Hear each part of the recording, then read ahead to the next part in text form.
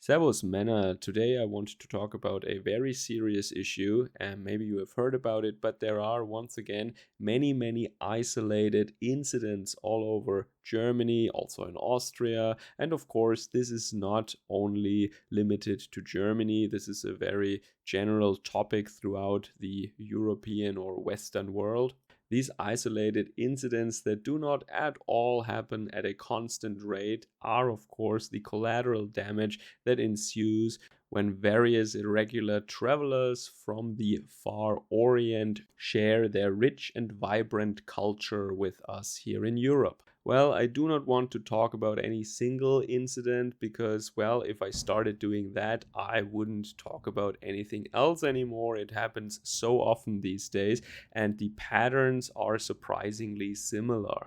In the first part of this hopefully short talk, I want to, well, tell you how the typical case looks like or what the broad patterns are. And then in the second part, I want to muse a little bit about where this comes from and how we can understand that. Well, in my opinion, there are two basic kinds of these events. One is a general outburst of destructive activity at their environment, and that can just affect any European indigenous person that is close to them because, well, their hatred is normally focused on us. And the second category of outbursts is normally involving Western women. And I guess you know what kind of special violence I talk about here. From both categories, we had many cases once again in recent weeks and months. And one pattern is really repeating itself here, and that is how and when the perpetrators came to Germany. In a lot of these cases, the year 2015 really sticks out when you look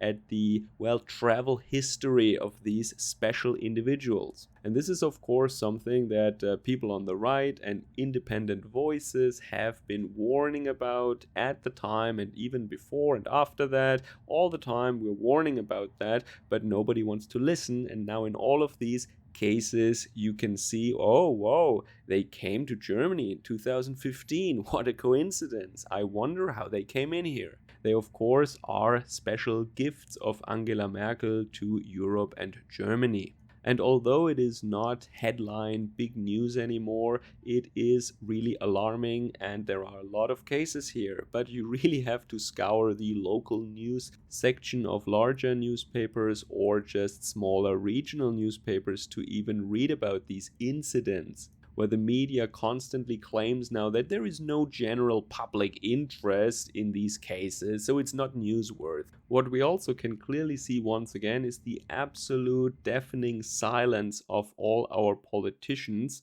with the exception of one political party, of course, when these events happen. However, when someone uses the wrong pronoun, they are, of course, the first to complain on Twitter and to make it big news. This behavior is, of course, not news to anybody who follows my channel, I believe, but every now and then, there are these little bits and pieces that you read about that make me at least realize how far gone Germany's are already. As you might know, we have a little bit of an energy crisis at our hands right now, and one of the measures that was discussed in order to save electricity was to not light public spaces anymore after a certain hour, like late at night when almost no one is on the streets. However, that came under harsh criticism by young German women who complained that that would constrict them to the home and would put them under the power and control of the males in their families once again, as if a couple of street lamps would protect them when they come home and do the walk of shame at 4 a.m. half naked and drunk. Well, of course, you can use street lamps in many ways, but their original intended purpose is, of course, to illuminate public spaces like squares and roads. And I don't think that that really protects them that much. But one notices an interesting other pattern here, and that is that it is always masculinity that's the problem. It is always the European indigenous man that is the real danger here. So So it is not dangerous to walk around outside, as long as there is light, of course, but it would be dangerous to be forced into a home with a man or with an older brother or an uncle or something like that, right? That's the real danger here. I hope I'm not taking my analogies too far now, but that is something that is, for example, in the manosphere, I believe this is very well known, and that is that women hold it against beta males or average or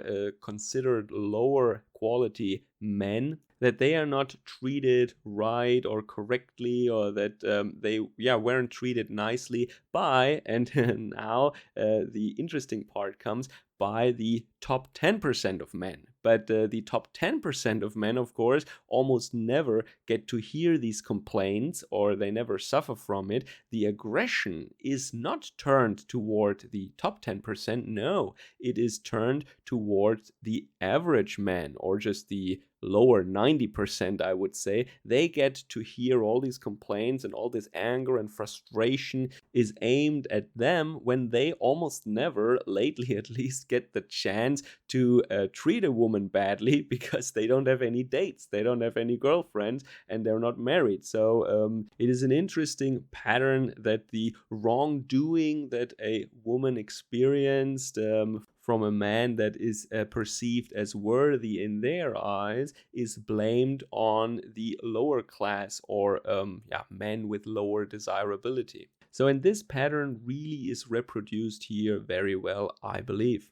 The beta man, the nice guy, the indigenous European man is blamed for the feeling that women are not safe anymore on public roads or on public squares or in the middle of the night. But the people who tend to commit a lot of these isolated incidents, they are never blamed in public, because we all know what would happen then. So if you want to blame European men for one thing, that is maybe the Enlightenment, and for being really, really weak. And I don't mean only physically weak, I mean mentally weak when it comes to women. I know this is offending a lot of people, women and men, but my observation was, at least when you look at polls or at election results in European countries, if you imagine when only men would have the power to vote, and of course I'm talking completely hypothetical here, then we would have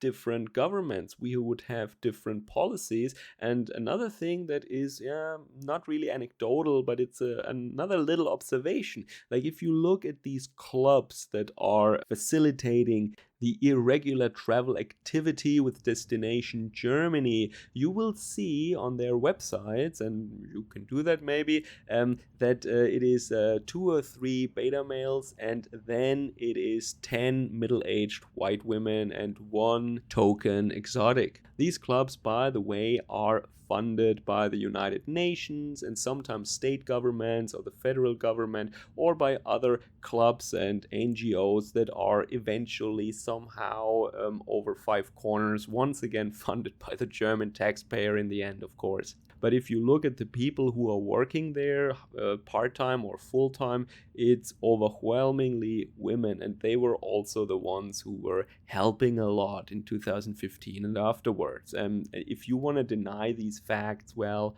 then that is your decision, really.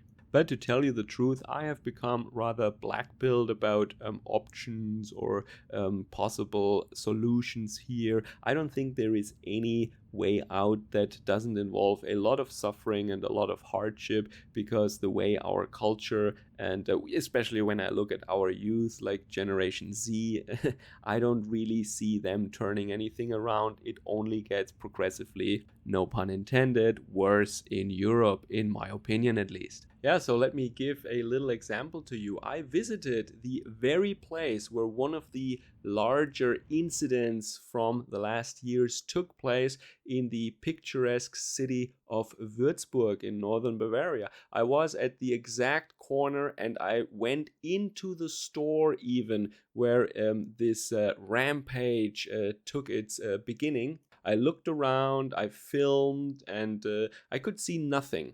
Yes, exactly, nothing. There were several victims, heartbreaking story, tragedy, and nothing. There is zero, nothing. I mean, there were some flowers and candles in the beginning, but I came when the city had cleared this away already. Yeah, and there is no permanent installation. There is not a plaque. There is no stone. There is no inscription. There is no landmark or column. Nothing. Zero. It is as if it never happened. And that is the true tragedy, that these things happen and then there are some flowers and a candle for like 1 week and then it is back to business as usual. Once again, let me repeat that. There is no structure on this place that reminds people of the incident. And that is sick. That means, that proves that German society is sick. It is so sick that it will not survive.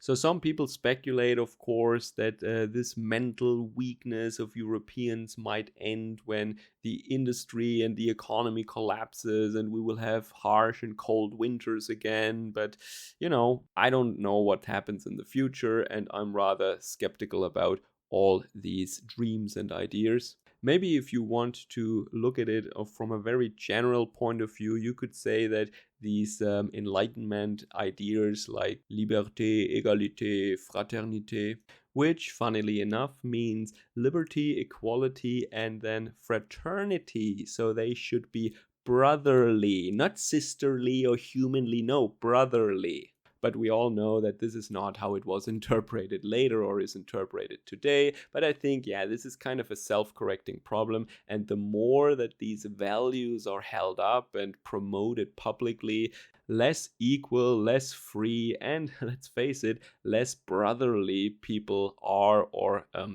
act towards one another.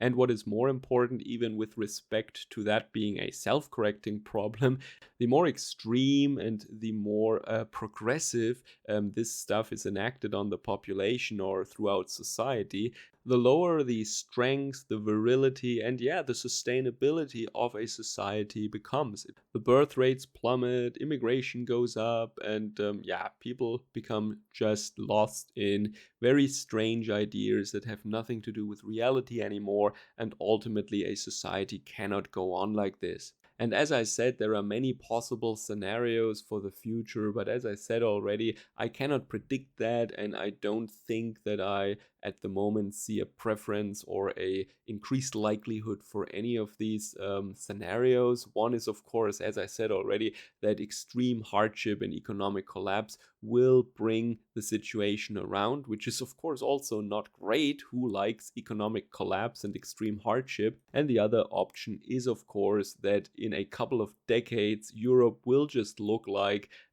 the destinations where all these irregular travelers came from, or let's say a superposition or a mix of that somehow. So enjoy Europe while it is still here, at least in some small pockets of our continent. Enjoy the rest of your day. Servus, Kameraden.